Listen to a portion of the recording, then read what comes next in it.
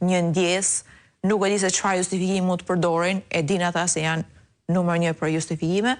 Ministri Koçiu dhe kryeministri Rama fakt janë shfaqsuar duke hedhur fajin në këtë rast protestuesve. Nuk ishte, ai ishte gaz lotësiellës, nuk ishte molotov, se njerëzit i ngatrojnë ndoshta këto dyja. Molotovi ishte ai që i ngatrojnë si terma dhe kur pyetet çesion dje që erdhi ky ajri që u mbyti, molotovi që u mbyti, molotovi nuk të mbyt, molotovi bën atë zjarrin dhe zhumën pretezat me pas ra molotov në xhami, do kishte qenë një gjë shumë e dënueshme, unë e para do ta kisha dënuar, do kisha tërhequr vërejtjen protestuesve që nuk kanë qenë aq shumë paqësorë, ashtu siç i kam tërhequr vërejtjen që të kenë kujdes edhe ndaj gazetarëve që janë në krye të detyrës, sigurisht që do kisha qenë e parë që do kisha thënë stop, do kisha dalë përpara.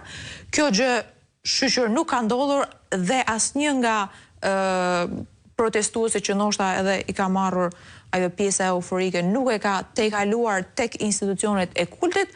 Por si duket, është një qeveri që nuk pyet as për institucionet e kultit, as për institucionet opozitare, as për qytetarët, as për fëmijët, as për gratë. Nuk pyet fare, vetëm gjuan dhe rasti konkret jam unë. Rasti konkret janë ata besimtarë që janë mbytur me tym. Nuk ka rënë molotov në obor të xhamisë, nuk ka rënë molotov në afërsi të xhamisë. Janë të mbushur oborri i xhamisë dhe brendësia e xhamisë me molotov. Pjesa tjetër pastaj që kulmoi është edhe me selin e Partisë Demokratike, ku është streza e fundit e demokratëve të cilët kanë dalur të protestojnë, të cilët janë ndjerë si në çark të mbytur nga gjithë ai gaz në komplet zonën, kanë gjetur një strezë tek selia e Partisë Demokratike, por ky shtet, kjo qeveri nuk mjaftohet që të shpërndaj protestuesit, por vjen dhe i gjuan protestuesit në shtëpinë e tyre në selinë e Partisë Demokratike.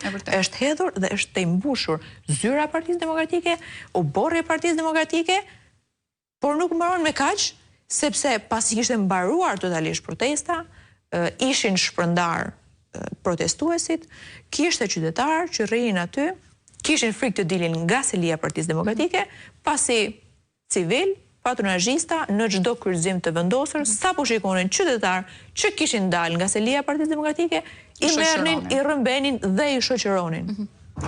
Fernanda, për ta kuptuar, çfarë ke arritur të dallosh në këtë protestë? A ka një gjuhë akoma më të urryeshme nga ana e qytetarëve kundrejt kësaj qeverie dhe sa lart mund shkojë kjo gjë nga ana e të rinjve të Partisë Demokratike, nga ana e aktivistëve të cilët kanë qenë gjithkohës në front fare për ta ndjekur liderin e opozitës ajo që ka zhvilluar protestat e saj?